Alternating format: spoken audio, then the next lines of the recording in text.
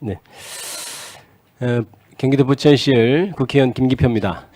후보자님 일단 후보자로 추천되신 것을 축하드립니다.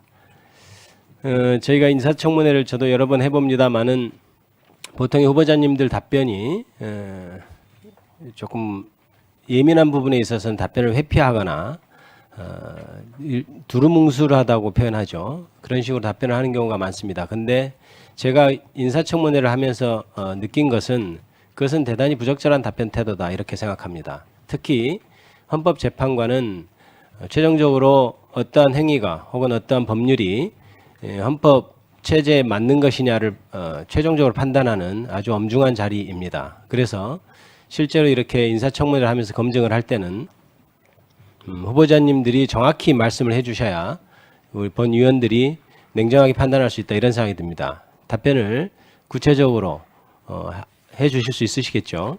네. 후보자는 12월 3일 지난 12월 3일 비상계엄이 선포된 사실 당연히 알고 계실 거고 그때 어디에 계셨습니까? 집에 있었습니다. 비상계엄 선포된 것은 어떻게 알게 되셨어요? TV를 통해서 알게 되었습니다. 그때 기분이 어땠습니까? 모든 국민들께서 잘 다 안 들립니다. 네. 그래 하셨을 것으로 생각합니다만은 대단히 놀랐습니다. 놀랐다는 거 말고 구체적으로 다른 느낌은 또 없었나요? 제 어린 시절에 제가 다닌 고등학교가 고려대학 부근에 있었습니다. 79년에 12.6 사건이 있고 그 이후에 12.12 등 비상계엄이 확대되어서 고려대학교 앞에 장갑차가 있는 장면들 그런 장면들이 상기가 되었습니다. 그것이 오버랩 되셨죠. 그런 장면이 오버랩 되셨단 말씀이죠. 네. 당시에 여의도 국회로 달려온 모든 많은 시민들 그리고 대다수의 국민들은 모두 다 같은 심정이었을 것으로 생각됩니다.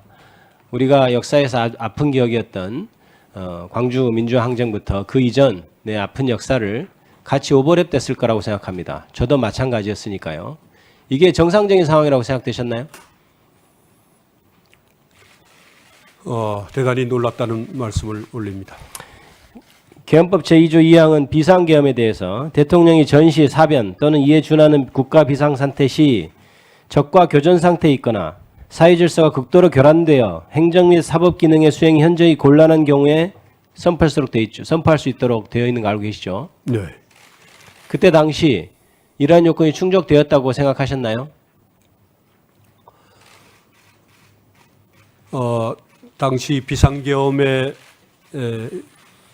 선포가 요건을 충족하였는지 실체적 또는 절차적인 요건을 충족하였는지 여부는 제가 헌법재판관으로 임명이 된다면 다뤄야 할 탄핵 심판 사건의 중요한 쟁점이 될 것으로 생각을 합니다. 제가 아까 답변을 구체적으로 해주십사 말씀드렸는데 첫 답변부터 굉장히 애매하게 말씀하시네요. 제가 한 가지만 여쭤보겠습니다. 당시가 전시 상황이었습니까? 그 점을 포함해서 전시 상황이었습니까? 아닙니까? 그 점에 대한 전시 상황이었습니까? 아닙니까? 네, 제가 한 말씀만 올리겠습니다. 네. 그런 문제를 포함해서 탄핵 심판의 쟁점에 대해서 아니요, 제가 전시 지금 상황이었습니까? 미리 아니었습니까? 말씀을 드리게 되면 제가 헌법재판관이 되었을 때 제가 행하는 그 탄핵 심판의 심리나 결정과 관련해서 그 공정성에 대해서 의심이 발생할 소지가 있습니다. 그거는 알겠습니다. 이를 저해서 네, 후보자님. 드리는 말씀이어서 그건 알겠어요. 이를 널리 잠시만요. 제가 양해해 질문합니다. 주십시오. 그건 알겠습니다. 전시 상황이었습니까? 아니었습니까? 그 점에 대한 판단도 역시 중요한 쟁점과 관련돼 있어서 당시는 전시 상황도 아니었고 사변 또는 이에 준하는 국가 비상사태가 전혀 아니었죠. 그거는 후보자님께서 그렇게 답변하시면 안 됩니다. 초등학교 학생들까지도 이번 계엄에 대해서 이런 죄송합니다. 참 개엄한 상황이었다 이런 식으로까지 놀림의 대상이 되고 있을 정도로 너무나 어이없는 상황이에요. 평생을 교권으로 근무하셨던 분이 그렇게 애매하게 얘기하면 안 된다고 생각합니다. 전시 사변도 아니고 이에 준하는 국가 비상사태도 전혀 아니었고 적과 교전 상태에 있거나 사회 질서가 극도로 교란된 상황도 아니었고 행정과 사법은 원활히 다 돌아가고 있었습니다. 그런 상황에서 비상계엄이 선포되었다는 것은 후보자님께서 지금 답변을 안 하시지만 그런 것으로 생각하실 거로 저는 믿습니다. 그렇지 않다고 생각하는 국민은 거의 없다고 저는 생각하기 때문입니다. 이 비상계엄에 대해서 입법부에 대한 활동에 제한을 둘 수 있습니까? 그거는 이것과 상관없습니다. 입법부에 대해서 줄 수 있는지 없는지에 대해서는 답변할 수 있다고 생각합니다. 일반적으로 말해서는 계엄 해제와 관련된 입법부의 활동이 예정되어 있기 때문에 일반적인 차원에서는 제한하기 어려운 면이 있다고 생각합니다. 당연하죠. 헌법 제77조 제3항에서도 정부나 법원의 권한에 관하여 특별한 조치를 할 수 있다 이렇게 규정할 수 있을 뿐 국회, 입법부에 대해서 특별한 조치를 할 수 있다고 규정하고 있지는 않습니다. 그리고 또한 개헌법에서도 아까 말씀드렸듯이 2조 2항은 행정 사법 기능이 수행이 어려울 경우에 얘기를 하고 있지 입법에 대해서 전혀 언급하고 있지 않아요. 그래서 헌법 제70조 제4항, 5항은 계엄을 선포할 때 다 알고 계시죠? 대통령은 지체 없이 국회에 통과하도록 돼 있고 국회가 제적원 과반수의 찬성으로 계엄 해제를 요구할 때는 대통령이 이를 해제해야 한다고 이렇게 규정되어 있는 거 알고 계시죠? 맞습니까? 알고 있습니다. 그렇다면 국회 활동에서 이를 제한할 수 없다고 봐야 되고 오히려 신속히 통보해줘서 국회가 해제해야 한다고 판단하면 신속히 해제 결의를 할 수 있도록 도와줘야 되는 겁니다. 그래야 비상계엄을 발령한 상황에서도 국가가 정상적으로 작동할 수 있는 최소한의 장치죠.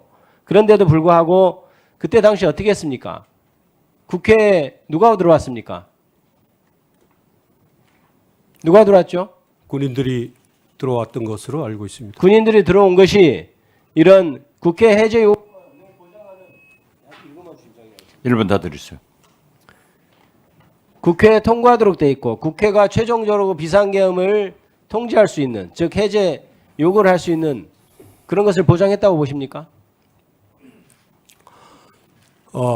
그 당시 통고 등 절차적 요건을 준수했는지 또 말씀하신 군인들이 국회에 들어온 것이 국회의 권한을 침해한 것인지 그 여부에 대해서도 역시 탄핵 심판이 쟁점이 될 것으로 예상이 되어서 제가 구체적인 말씀을 드리지 못하는 것을 널리 양해해 주십시오. 우리는 역사상 아픈 기억 때문에 비상계엄, 계엄법에 헌법에서부터 국회 해제 요건을 두고 있고 그래서 그것이 최후의 보루로서 저렇게 자의적인 비상계엄을 행사할 때 가장 막을 수 있는 최후에 막을 수 있는 보루로서 국회 해제 요건을 만들어 놓은 것입니다. 그런데 그것을 무력화시키려고 했던 것 이것에 대해서 헌법재판 판단하실 때도 엄중히 따져주시기 바랍니다. 알겠습니다. 만약 후보자님, 네. 지금 후보자가 몸을 너무 사리는 것 같아요. 지금 질문했잖아요. 비상계엄 선포 당시에 전쟁 상황이었냐. 이것도 답변을 회피하는 것은 좀 문제가 있습니다. 다시 묻겠습니다. 전쟁 상황이었습니까? 대단히 송구합니다만 혹시라도 저의 발언이 혹시라도가 아니라 공정성에 지금 현재는 후보자이지 네. 헌법재판관이 아니에요. 그렇기 때문에 더욱더 그런 면이 있는 것 같습니다.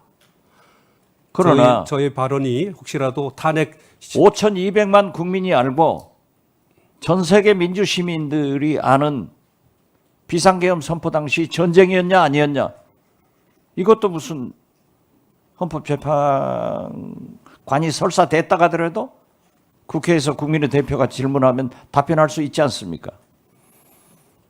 제가 헌법재판관이 되어 탄핵 심판을 수행을 하게 된다면 그 결정문을 통해서 지금 말씀하시는 점까지 아니 지금은 포함해서 헌법재판관이 아니에요. 상세히 말씀드리도록 그러니까 하겠습니다. 삼척 동장도 아는 당시가 전쟁 상황이었냐 아니었냐에 대해서도 답변을 회피하는 것은 문제가 있다. 지적을 합니다. 알겠습니다. 고려해 주세요. 예. 다음은 국민의힘 김기웅